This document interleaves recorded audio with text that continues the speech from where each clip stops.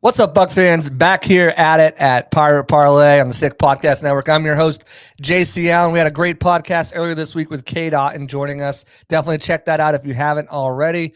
Today, we're going to preview the matchup between the Tampa Bay Buccaneers and the Detroit Lions in the divisional round. Winner goes to the NFC Championship. I've got some good friends coming on here from the Pride Podcast, from the Detroit Lions podcast, and we'll get them on here just in a minute after the break. Turn up your volume. Because you're about to listen to The Sick Podcast. Pirate Parlay. Battle intercepted, picked off in the end zone. Bucs are going to beat the Chiefs. We're the champions of the world. The sickest Tampa Bay Buccaneers podcast. It's going to be sick. Back here after the break, we're going to bring my friends in, Tyler and Pierre from the Pride Podcast, Detroit Lions podcast. Going to get into all things Bucs, Lions in this matchup, break down the injury report, see who's trending to go, who's not. Also touch back on that week 6 and what to expect going forward. But first things first, how the hell are you guys? Josh, we're excited, man. The divisional round in Detroit. We haven't had this in God knows how long. So we're excited, man. Yeah, just thrilled. I mean, we were hyped for last week to get that first home playoff game in 32 years or 30 years, and now we get another one back-to-back weeks. It's a good time, man. Good time to be a Lions fan. So my question for you right off the gate is it Super Bowl or bust for you guys? Because for the Bucs, I think moving on to the divisional round, most Bucs fans are obviously they want to continue to go further, but they're content with where they are, given what they had to do, the nearly $80 million in cap space, playing so many rookies and so many young players. I feel like going further is great, but if they lose this week, then they're fine with where they're at. Winning a playoff game, moving on to the divisional round, what is the temperature like in Detroit? I think the expectation right now is they should win this game. That's the expectation, but I think some people would be content. But overall, I think everyone's goal is, Super Bowl or bust, because you don't go in to get a win and going out sucks. So I would say the expectation right now is to make it to the NFC Championship, whether it's versus the Niners or the Packers. Yeah, I agree for the most part. I think before the season it was win the division and win one playoff game, which they've obviously already met right now. But I think seeing the opportunity that you kind of have dealt with, you getting another home game and being, pretty much a touchdown favorite in this game, it's like now we're kind of raising the goalposts a little bit. We're raising it and saying, hey, let's go win another one and let's see how far this can go. And the NFL, I mean, you guys seen it. There is no promise. There is no tomorrow given. We saw the Philadelphia Eagles, who were just in the Super Bowl last year, thought they had the biggest, future ahead of them. They're knocked down the first round, what you guys just did last week. So when you have an opportunity to go win it, you shouldn't be satisfied or content, in my opinion. Yeah. Right. And, obviously the goal of every season is to win the Super Bowl, especially from a team standpoint. But I think where the Bucs were and Lions were a little different. You guys built a lot of momentum last season. Well, the Bucs, they're moving on from the GOAT. And there's a lot of retooling to be done. So I definitely want more games to go on. Fans definitely want, but the season isn't a failure at this point, I feel like, for the Bucs. And I don't think it would be for the Lions either. If either one were to move on in advance. But before we go in the future, let's go to the past and go back to that week 6 game where the Lions won 20-6. You look at that score at halftime, the Lions were only up 10-3. They didn't really start to pull away until, late in the third quarter, that touchdown pass to Jameson Williams, where they just kind of miscommunication, let Williams sneak past and go for that 45-yard touchdown. And then the Riley Patterson, to put the exclamation point on it at the top of the fourth. But, what from that game kind of stands out about this Bucs team? Maybe that you're like, okay, well, yeah, we won, but is there something that, kind of rewatching it and revisiting it, you're like, it was a little bit closer than I thought? Yeah, to me, Josh, it's two things. One thing is Baker Mayfield. He was off that game, and I'm expecting that his best because it's a big game. He was just missing easy throws. He was off that game. Another thing is for the Lions, they were without Jahmyr Gibbs, and Montgomery left that game earlier. Right. So I guess those two things maybe. I know you guys have a great run defense, the Bucs, but I feel like the Lions have one of the best rushing offenses as well. Yeah, it was one of those games I kind of expect to be kind of close. I remember going back because it was a close spread, and I thought the Buccaneers were actually going to cover. I thought the Lions would win, but I thought the Buccaneers were going to cover. And you guys, our defense ended up playing pretty well, but it felt like Baker missed a couple throws, like Pierre mentioned too. And like if he clicks on a couple of those throws, we're maybe talking about a different ball game, like a different score at least. Maybe the Lions still win, but it's a lot closer than what the scoreboard indicated it to be. But kind of just like what Pierre said a minute ago, I'm going to mimic what he just said, that our running backs were missing in that game. No Jahmyr Gibbs in that game. Monty gets out in that first half. You're missing one of your key offensive linemen, Jonah Jackson, in that game too. And for the most part, for the Lions in this game, now you are pretty much fully healthy, at least going into the game. We don't know how the game's going to be once it starts, but going into the game, you are pretty much full strength healthy on both sides of the ball. So, I think that's big time stuff for the Lions. But that was week 6, man. That was a really long time ago. I think both teams have evolved a lot since that game. And let's talk about that evolution of where have the Lions kind of changed. Obviously, Jahmyr Gibbs came on, almost had 2 1,000-yard rushers. But kind of like what's different for this Lions team from week 6 to now in this divisional round matchup? I would say a more aggressive defense. Aaron Glenn has dialed up the blitz more over the past few weeks. And you kind of live by it and die by it. He leaves corners one-on-one. If the blitz doesn't get there, you die by it. If it gets there, you make a play. So, and he mentioned that today in his presser. He said, that's just the way it is. We're going to get ours. They're going to get theirs, but we got to get more than them. Yeah. And I would say offensively, I think our young guys have really grown since that game. Like Sam Laporta was good at that time, but he's turned up a whole different notch.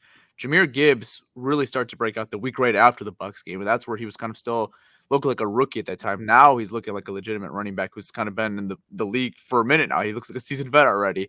So I would say the Lions have grown a lot since that game with their young players offensively, and just kind of getting out of that early season rut, and I think every team deals with it. And the Lions were kind of in that early season rut. Like they're winning games, but there's some things that we're kind of missing. And I think not that they're fully there yet, but I think for the most part, like they have improved a lot offensively since from that game.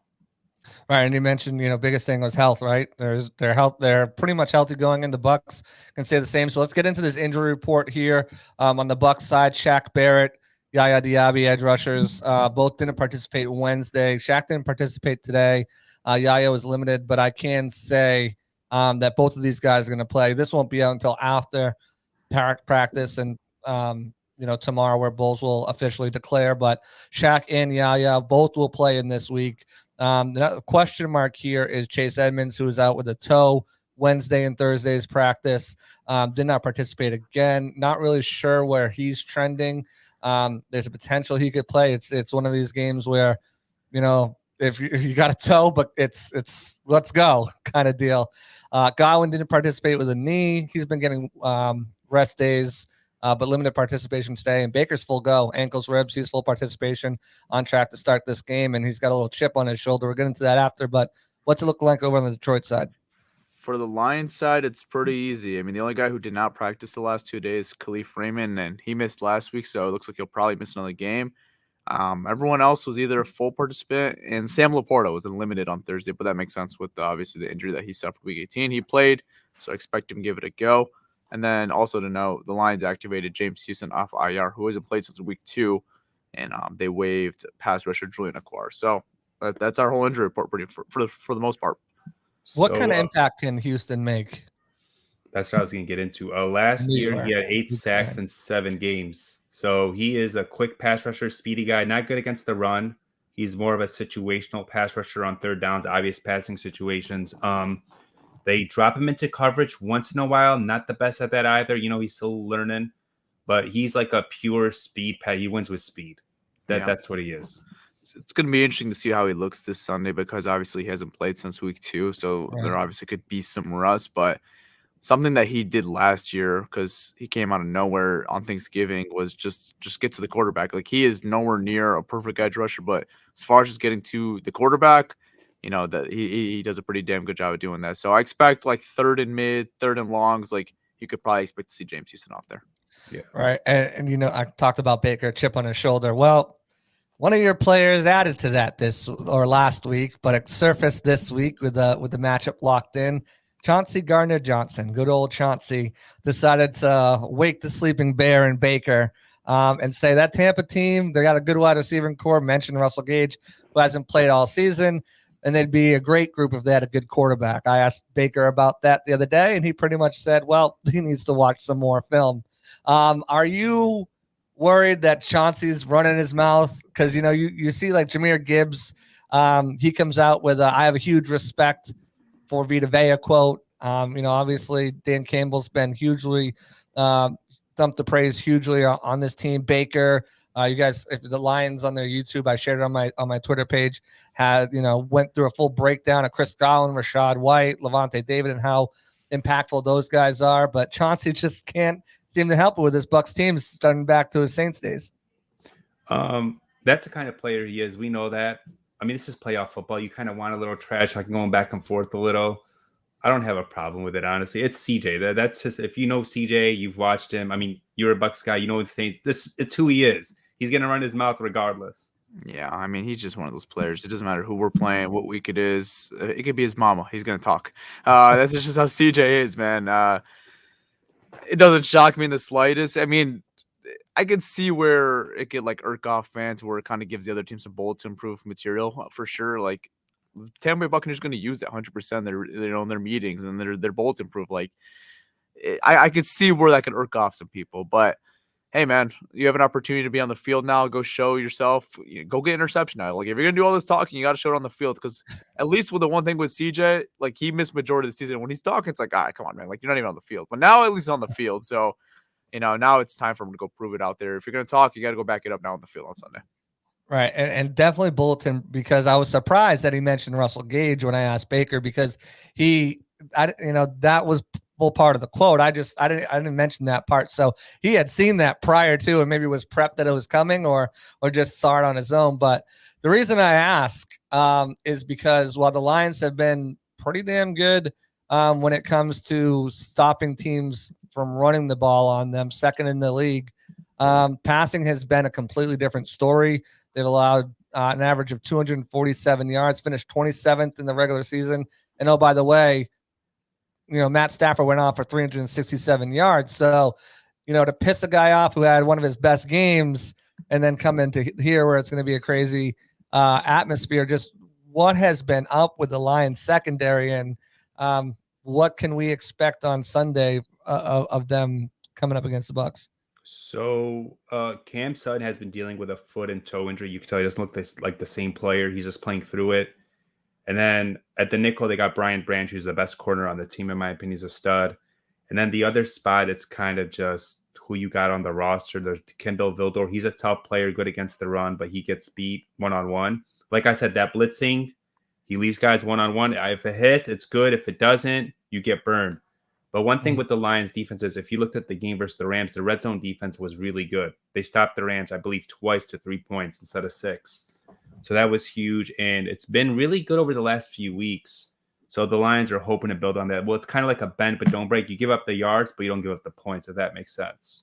Yeah, I mean, this defense is far from a finished product right now. I think coming into the season, like we knew this was not going to be the finished product. I mean, our cornerback 2 situation has been, a mess. And even our cornerback 1 situation, like Cam Sutton's not playing to the ability of a cornerback 1 right now. He's more of a cornerback 2. And Branch, he's a good nickel, so you feel comfortable with him. But the outside has been an issue pretty much all year. And, when the Lions have to face elite receivers, they've had some big-time issues. And obviously this matchup has a couple elite receivers, with especially Mike Evans and Chris Godwin in there. So it's definitely going to have the Lions have a handful this Sunday in this game. But kind of like Pierre said, man, it's like just keep them out of the end zone. Like, we're going to give up yards. You're going to probably get a guaranteed 3 points, but you got to keep them out of the end zone at the end of the day. Your identity for this football team is going to always be from your offense. So if your offense is going to keep scoring points and limiting the defense, that's how they're going to win football games. It just can't be a situation where the Lions are getting 0 turnovers or forcing 0 punts. Like, they have to get a couple stops. But for this year, and I think for as long as we have Brad Holmes and Dan Campbell, I don't think the identity of this team will ever be the team's defense. I think it's always going to come from the offense. Speaking of the offense and the defense, both guys up for head coaching jobs. Ben Johnson and Aaron Glenn both getting a bunch of interviews. Just what about them? How they have helped change the identity of this Lions team over the last couple of years? Obviously, Johnson turned down interviews last year. Set to take a bunch of them. Already has completed some of them already. What have those guys done in addition to Campbell to kind of change the culture and everything around the Lions? I think Ben kind of brought that calmness to the offense where they could. I mean, before Ben, we couldn't really run the ball and pass the ball at a high level. Now they're doing that. Jared Goff, the trust he has in Jared Goff to make changes at the line of scrimmage that Sean McVay didn't really have. Jared Goff is in command of this offense. He plays to his strength, and Ben Johnson also knows the O-line is elite, so he uses his O-lineman kind of different than other teams would use his O-lineman. Sometimes he runs them on routes. You'll see that on Sunday. He motions. Sometimes we'll have Sewell on the left side and have maybe someone else on the right side. So he moves them around. He plays to their strengths. And he also, one thing I love about Ben Johnson, he'll keep attacking a weakness until the defense stops it in the game or until they adjust. He'll keep going at it till you fix it. If you don't fix it, good luck. Yeah. And then as far as Aaron Glenn, kind of like what I just said a second ago, like this is far from a finished product. And I think for the most part, like he's gotten the most out of these guys because I mean, the personnel is not great out there. Like they have some good players out there. Aiden Hutchinson's a good player. Anzalone's a good player, but like there's a lot of positions you look on this football team on the defense side of the ball, and it's just like, man, like they could definitely have some better players out there. Like Kendall Vildor is not on many playoff teams right now. Benito Jones is not starting for many playoff teams right now, and like that's what the Lions have right now. And you know, like I said, it's not a finished product, but for the most part, getting the best out of them and having an identity on defense, I think is important. They have an identity. They're going to stop this run. Like you mentioned, they're one of the top teams in the NFL at stopping the run. So they do have an identity. Now it's not a perfect defense. Like I said, their passing defense is horrendous, but like at the very least from the last, I'd say 10 years of Lions football, it could probably go deeper. The Lions have never had an identity on defense for outside of like 1 year in 2014. It's always been, this is going to be terrible. This is going to be god awful. So I'll give the Lions what they have out there. They do have an identity.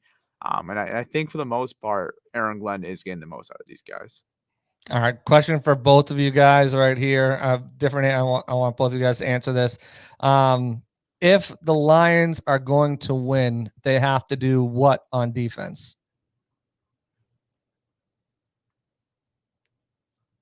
Can't hear you.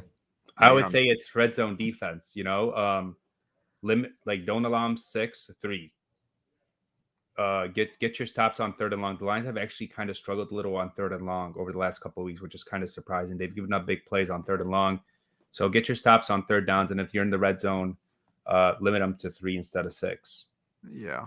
I think it's something they've done all year, honestly. And I think they should do well this Sunday too, is stop the running game. I mean, like, get that aspect out of it first and make the Buccaneers one-dimensional. Now, you guys could still probably generate some type of offense just with how Baker's been playing recently and your pass catchers. But I think the number one focus the Lions have to come in is stopping the run game. Because once that running game gets going, that's when it gets really scary for this Lions defense. Because if they can't stop the run and pass, I don't see how they get off the field. Then it gets into those long TOP drives. And if we lose a TOP, then it gets really scary. So I think the first thing the Lions have to figure out is stopping this run game, and then we'll figure out what we have to do afterwards. Josh, I have a question for you. So I've noticed Canales, he hasn't really been successful in getting the run game going, but he still sticks with it. There's still like kind of like a balanced attack. Does that frustrate, the fans, or because if it's not working, like, it's kind of like a waste of down, first and second down, whatever it is. It's like a waste. Well, it's funny because I was going to say, too, between Ben Johnson, Bobby Slowick, and Dave Canales, they're the top 3 offense coordinators in run, pass.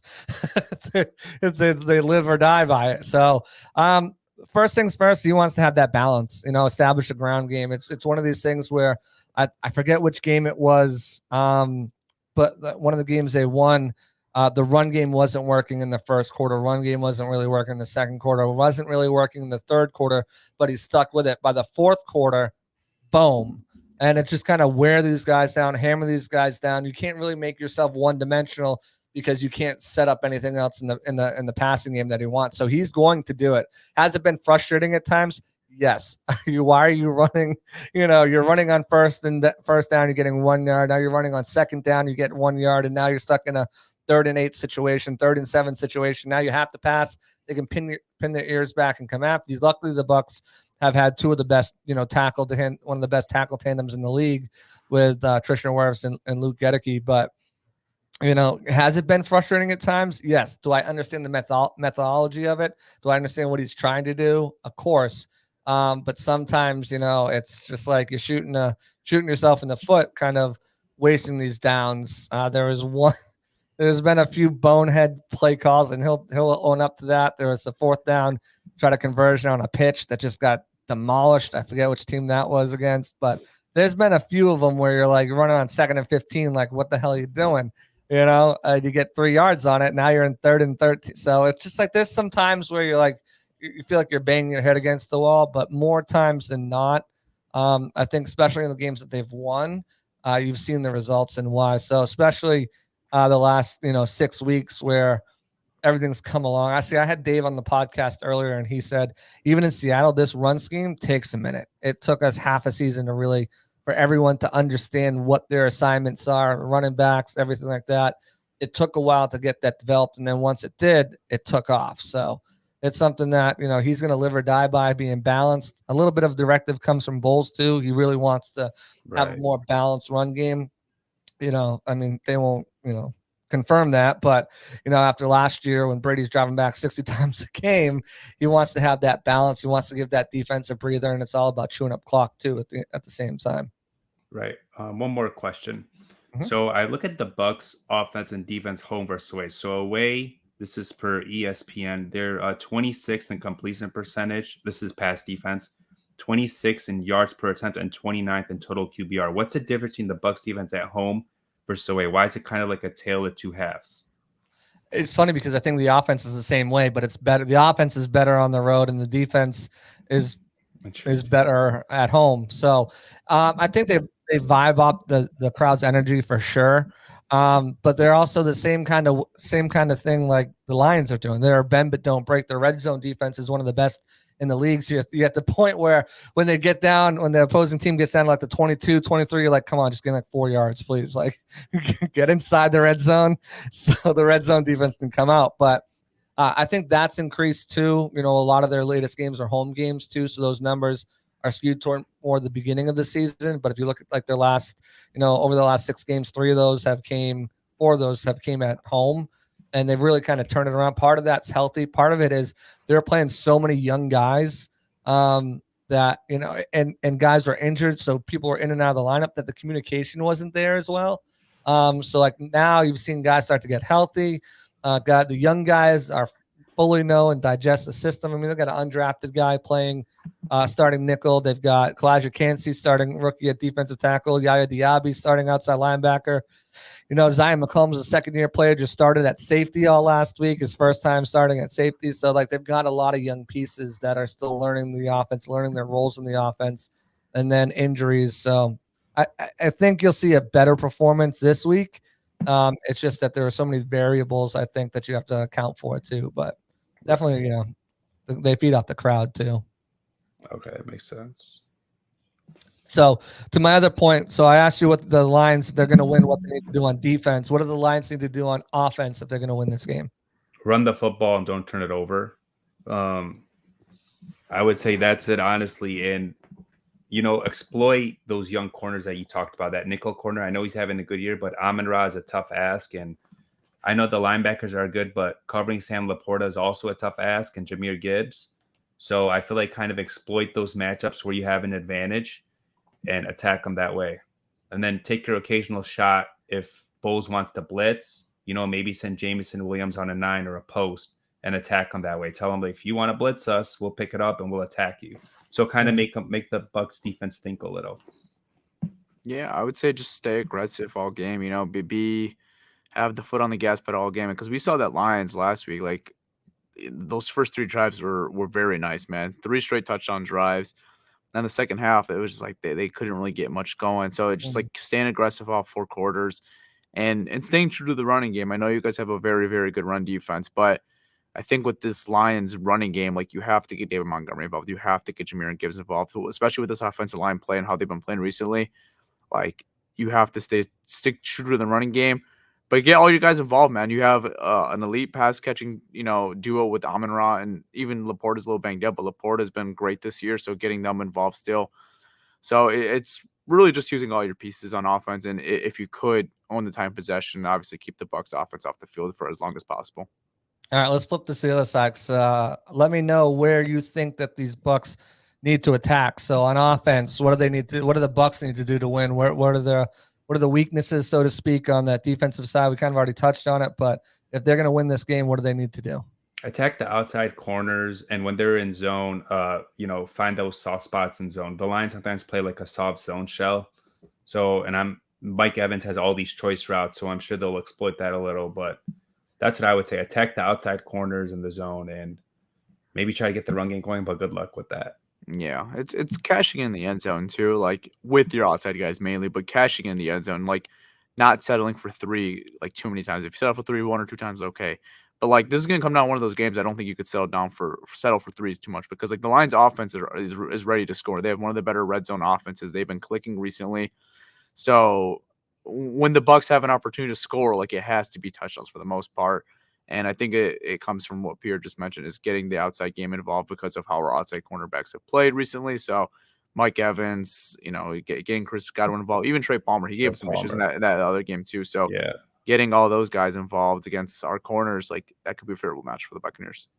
So obviously, when you look at it, it's not just going to be one guy on Mike. Who's going to be the guy who's that over the top? Who's helping to bracket Mike? And to another extent, we've seen all season teams try to bracket Godwin as well, kind of, double coverage both of them when they can. Who's the guy that's pretty much going to be essentially taken out of the game because he's got to help with over the top with Mike? So the Lions actually rotate at safety. They got 3 really good safeties right now. It's not, and they also have like different rules. So sometimes if a guy goes in motion, the corner will go back and the safety will come up. So I don't want to say specific player, but I would say maybe expect Cam Sutton more on Mike Evans. He's our number 1 corner. He's kind of been more on the number 1 guys, but I don't necessarily think there's going to be one specific guy on him the entire game or one safety. The Lions mix it up a lot.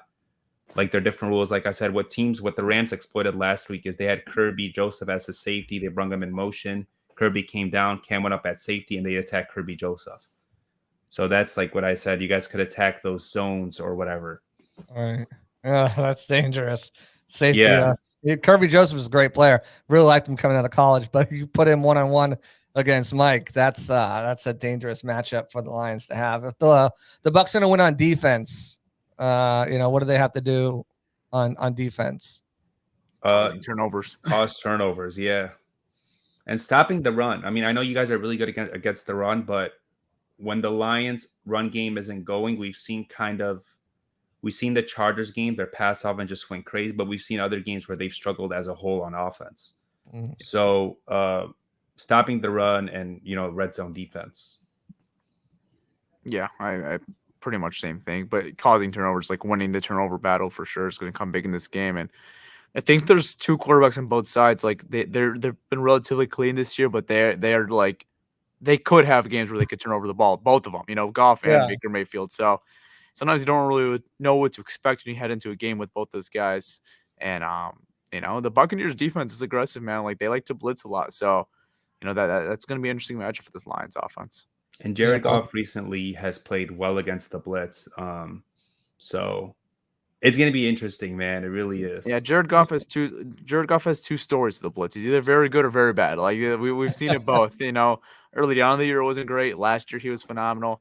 Obviously in LA, a little back, but like that would just go out and blitz him, and he's going to make mistakes. But he's grown a lot since, I would say, from those LA days, and when people were doing that every week to him. Baker's been all right during the blitz. He hasn't really had many turnovers on the blitz. It's more like he tries to create Baker magic and like sacks himself. Yeah. It's kind of been like, but I totally agree. Both of these guys, these quarterbacks, they've been clean this year, but at the same time, you're like, oh, they could throw an interception at any time. Right. And you just kind of like brace for it, even though like it hasn't happened a lot. You still like, you feel like it could happen at any moment. But final thing here, we'll get you guys out of here. We'll wrap up the show, but I need score predictions. At least close to them. I know we still have another day of practices to get through, and 2 more days till the game, but kind of rough predictions. Feel free to like claim or change your mind, later down the line. But Yeah. Uh, I think it's going to be a dogfight, but I think there'll be some scoring in this game on both sides. I'm going to go 27-21 Detroit. Yeah, I think ultimately the crowd last week, Tyler and I were there actually. We caused 2 timeouts for the Rams. They could in the second half. They had trouble communicating. They beat the record at Ford Field. I think was one of the 5th loudest indoor Fourth stadiums. highest in NFL history. 4th highest in NFL history. So I expect the crowd to even be louder this game just because the stakes are higher, and I think the crowd's going to factor in. I'm going to go with 24-20 Lions. I think it's going to be a close one, but I think the home field and the crowd and all that will be a little more advantage. Yeah, it's gearing up to be a really good game because it's one of these games where obviously you're a Bucs. If you cover the Bucs or you're a Bucs fans, you're probably going to lean towards the Bucs. If you cover the Lions pick the Lions, right. you're probably going to go with the Lions. But it's really one of these games that it's going to really, I think it's going to be really interesting once like the national pundits start to weigh in that don't like have a dog in the fight, and some of like the more educated ones, I should say, start to kind of weigh in because it's one of these games where. Yeah, the Lions are, they're the higher seed and they've been the better team all year. But, when a team catches lightning and bottles magic like the way the Bucs are doing, you go back to the Giants in 2007, 2011, coming in at 6 seeds and beating the unbeaten Patriots, and then beating them again. It's kind of hard to like put a grasp, like a figurative number or anything like that. So like it's gonna be a good game, much better than the Week 6 game, I think. And I think the biggest thing for these two teams is stay clean. You can't really turn the ball over, and whoever ultimately the turnover ratio, I think, is going to, determine this game more than anything. But it should be a lot of fun, guys. I want to thank you for popping in here. Feel free to go ahead and plug yourselves, your X's, Twitters, whatever, and your podcast. Anything else you guys have working on? Go ahead. Yeah, you can find me on Instagram at Detroit Lions fan page and on Twitter at DLFP tweets. And then our podcast is the Pride Podcast. We're on everything you can think of. Yeah, and then for me is same thing. Twitter, Tyler or X. Sorry, Tyler _ SAWA, and then I'm on Lions Nation _ Lions Nation _ on Instagram. But Josh, man, who would have thought Week 6, man, we'd be playing the divisional round in a playoff game, Lions Bucs? I would have never thought that. Lions Bucs, like legit. You said this like. Okay, let's not say the last couple of years because Brady was here, but like you say this like 5 years ago, people are like, "Yeah, you're smoking something." Like, right. Yeah, Lions Bucs, two of like the two like losingest franchises in the NFL are here. They are, Classic NFC Central matchup here in the playoffs. Yeah, classic NFC Central opponents there. I'm excited.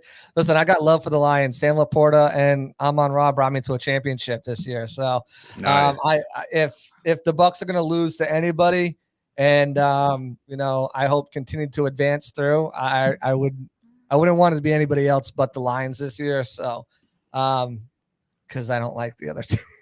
Fair enough. But yeah, so it's should be a great matchup. I'm excited for it. I'm sure we'll have a little back and forth throughout the game, and good luck to y'all. And we'll touch base after the game's over. Sounds good. Thanks, Josh. Sounds good. Thanks, Josh. Appreciate it. Yep. Thanks, guys. Yeah, here you have it. A little inside preview on the Detroit Lions from a couple of my friends over on the Twitter platform, whatever. Giving some great stuff, great insight. It should be a really fun game. I'm really excited for it. I know a lot of you fans are excited for it, and we'll see what the outcome is. But I'm rolling with the Bucs. We'll get more on that.